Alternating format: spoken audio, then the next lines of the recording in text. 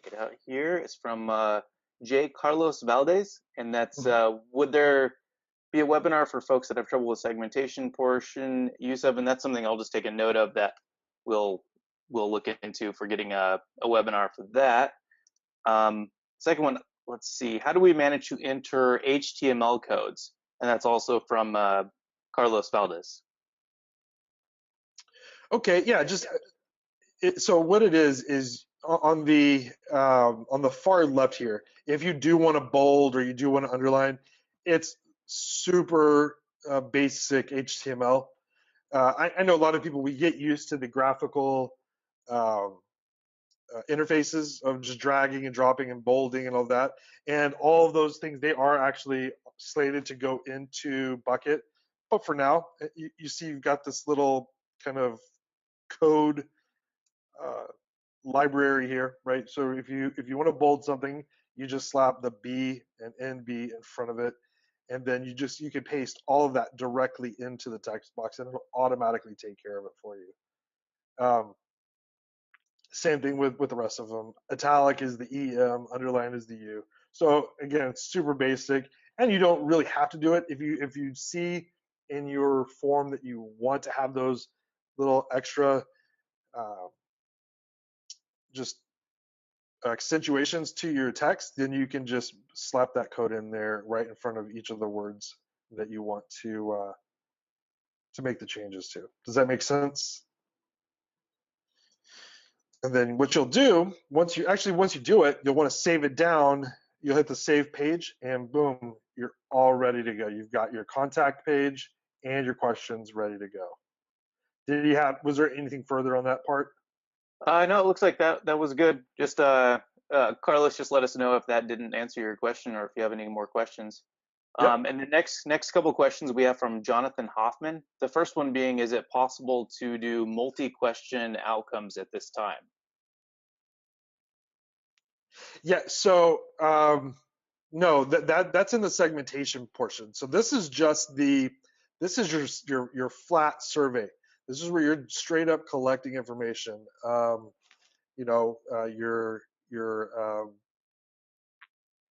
Your big open-ended question and a couple of predetermined demographic or product-based questions. Like that, and it's a segmentation funnel where you'll do like the advanced, mapping outcomes to responses. Italy, we have one from Max. In Italy, it's necessary for it to have a privacy button to click at the contact page, and how can we do that? Is things like that. I don't know if you wanted to circle back to all these. No. Actually, I can. You know what? Literally, that's where we're at. So let's do that. Let's talk about that for a second, because that's important. You're right. There's two ways of doing it. I'll show you way number one right now, and then way number two in about a minute. So way number one, let's say we go to the contact information page, right? And you see how we've got all of these things that we can add in. So directly under the button, you've got this sub body text. This would be a great place to put something like, privacy policy. Now, what you will have to do is put the link to that privacy policy, and that won't be inside of Bucket. That will be on your own website. So you'll need to do set it up with a link.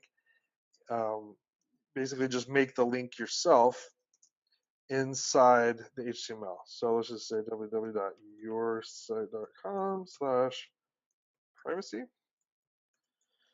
and then now you've got a privacy policy link here.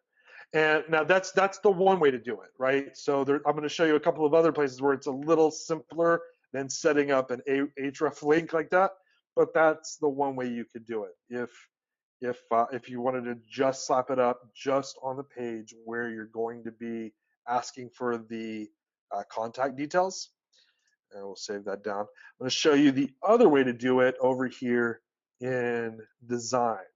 And that's going to be in the footer content. So you can set up footer navigation. Same way here, you would just come to nav 1. This is where you want to put privacy policy. then you would put the same, www.yoursite.com/privacy. And if you wanted to link them straight to your homepage and all your pages, you would do the same thing here. So then what happens, as you can see here, so this will be across your entire funnel. So from the very first question till the thank you pages, you'll have these links in your footer. I'm going to go back up to the kind of top part here. We have one from Tom. He had a really good question. Tom Freudenthal, hopefully I'm pronouncing the name right. Are all parts of the program accessible to change the language? In other words, to get all of the English out that could confuse customers in another country, including all of the buttons and controls. Do we know the answer to that one? Yeah, 99%. There is literally one button that is not, and I'll walk you through that button right now. And I only found it out because I was talking to somebody from Germany, and she's like, "Did you realize that this button cannot be turned into a thing?" So let me actually go ahead and minimize this. So let's go back into this demo one. And so you see earlier, right? We put that test lead in, so it's telling me, "Hey, are you sure?" Yes, I'm sure. I'd like to continue. Whoa, whoa, whoa! Are you double sure? And so I'm thinking about it. Did I look? Yes, I did. Okay, yes, I'm sure I wanted to edit this. So let's come over here. I think it's this question. I think it's the very first question that you ask as the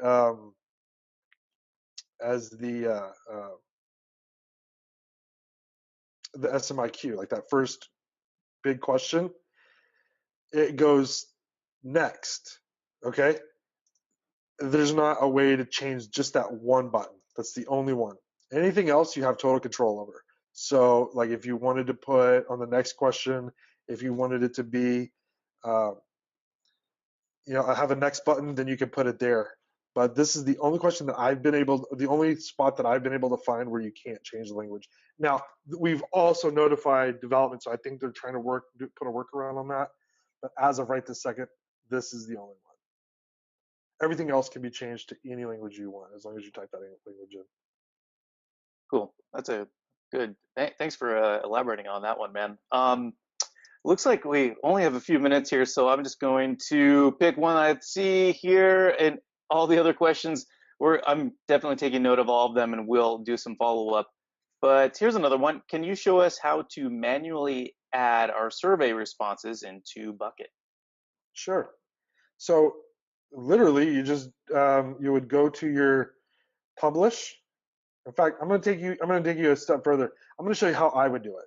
So because you're not going to be doing it all at the same time, right? You're going to maybe go have an interview on Facebook, or chat with someone on Facebook, or an interview and have it converted into text. So when you do that, you're going to go back to the screen where your survey's at, and this AST survey demo. You just come over here, grab the link to it, copy, and then just jump over here and paste it in. Now, what you probably would want to do, and then this would just be where you just paste your conversation, and then you could go in, and if you have these other details, you just fill them in as you go. That's how you would do just manually entering the information. It's the exact same way, but you just do it yourself.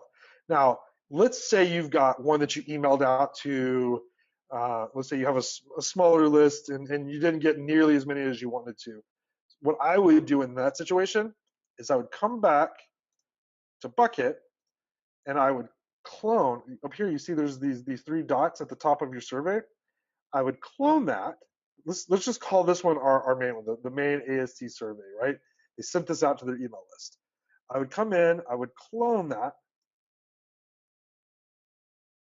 It'll make a copy of it, see, copy of AST. Then I would come in here, I would edit that. I would come back to the configure screen, and I would change this to something like AST survey demo manual, right? That way, if you do have one that's out there, and then you don't forget to save your changes. I'll just do that to both. Don't forget to save your changes. And then, so what happens is back when in your discovery screen, you can see you've got the manual and then you've got the regular demo. So as you're adding stuff in here, you can keep the two separate. So you know, okay, well, when I ask people manually, this is the kind of information I got. When I just sent it out through email or Facebook group or however else you did it, that's the information. So you keep your two data sets separate. Hopefully that makes sense. That makes sense. Well, it looks like we have to wrap up then. Once again, there are a number of other questions, and man, hats off to Jeremy. You are a Yeah, presenter, man. you know what, dude? I'm down. I mean, I can answer a few more. I'm not in a huge uh, rush. I mean, if you need to jump off, I can look through, but I'm totally happy to press on. Maybe another like 5 minutes or so, because I think I saw somebody was like, man, we should have just pushed all the way through and asked the questions at the end. So that's Yeah, yeah, fine. exactly. Roland, I think, said that. Yeah. So if All there's right, any, cool. Do a couple more. yeah, absolutely, I'm good. Okay, cool. Let's see here. Let me just pick and choose then. Here's one from Bent Rune Schoolfold. Can we choose a specific list on the mail provider? Absolutely. Yeah. So and you'll do that on Zapier. So let me jump back over to Zapier. Or I guess it's just going to be over here. So you'll do that on Zapier your while you're going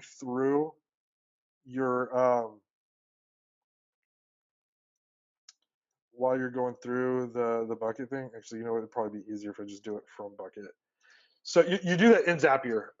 When you after you set up bucket and you choose your email provider, what happens is Zapier goes to your email provider. I won't go through it here. It'll take too long.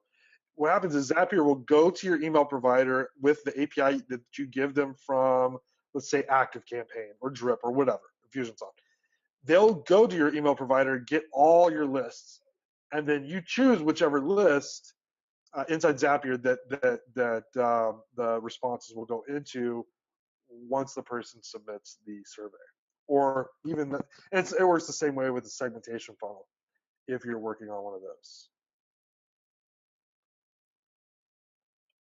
Cool. So real simple. Here's go ahead. No, Cool. no, that Well, was we have another question here from Bob Chavanaugh, looks like. Once again, I apologize if I did not you're pronounce like, any of the names butcher correctly. that guy's name. So the question is, isn't there a lead capture freebie that comes before the actual survey? What would that be like? Yeah. Okay. So a lot of times you can. What most people would, in this case, I took Brian Anderson from Annuity Straight Talk. They did offer a freebie, but it was more like a freebie in the future, and they're making their case from email. But let's say you're going to offer a freebie and you're not doing it through email. Let's say maybe posting a link out or running an ad or some kind of cold traffic, right? Well, that's where that welcome page would come in, right? So let's actually, you know what? It's on here, where we talk about the welcome page. I'll show you because Ryan Levesque did something similar on his. So let's take a look at this. See where he's like, free book, #1 national bestseller reveals how one company, blah, blah, blah. So he's got his big headline, right? He's giving away a free book. He's got his video about the book. And the way he does that is on, so we jump back in here. The way he does that is on his welcome page, right? He offers the freebie. Come get your awesome freebie. TDDDD, right? And then you give them the case for what all they're going to get with it, why it's so great. Why it's so great. Maybe put a picture of it there, maybe a video of you describing how fantastic and phenomenal it is and how They're going to be, transformed by having it. Basically, do whatever it takes for you to sell them into wanting it, so that they're going to fill out your survey on the next page. And then you'll put some copy on your button. Yes, gimme. Um, and then let's just save this page down just so you can see what that would look like, right? So then now you're looking at, come get your awesome freebie, why it's so great, yes, gimme. Then it takes them into the thing. And then what you can do um, after they take their survey is on your thank you page, instead of just saying thank you for taking the survey, you come in here just like you did on your other page and say thank you for taking the survey. Here is where you get the thing, and you can give them a link to it on the button. Get your awesome freebie, right? So you can handle all of that inside of the bucket.io app. And then you can link this to wherever the download or video series or whatever your offer is. In fact, if it's a video, you could literally just put the video on this page. So if you're giving them like a video that walks them through something, you can do that on this page as well. If you, you know, however you plan on delivering them something, you can do that here on the thank you page. Does that make sense? That makes sense. Looks good. I found another one, man. If we have one more, maybe time for one more, would that be Sure, you good?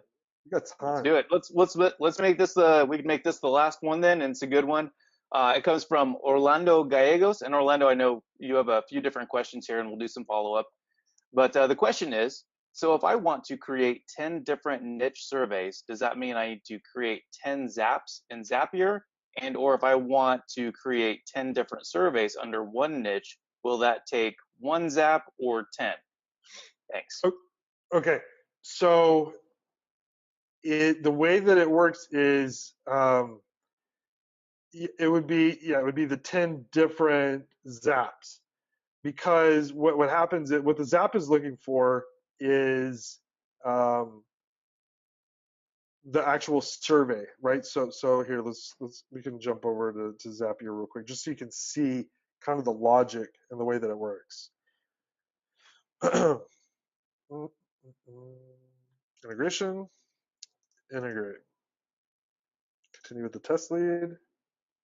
So you can see like how Zapier is working is it's waiting on any time it goes and checks bucket every time something, looking for new things, right? Um, so if you are,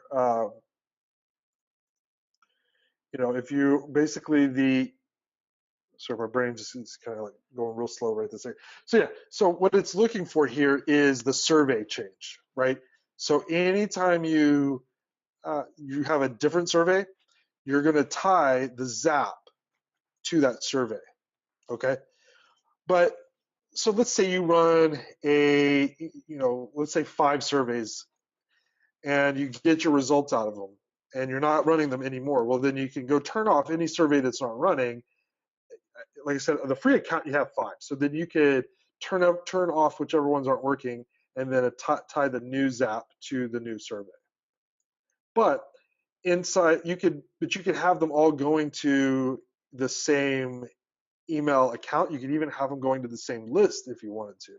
And if you're doing completely different, markets, you probably want them to go to different lists. But this is where you would do that. And yes, for every new funnel that you create in Bucket, to have Zapier watch that funnel for new responses, whether it's a segmentation or a survey funnel, you need a Zap for that funnel because that's what it's watching for.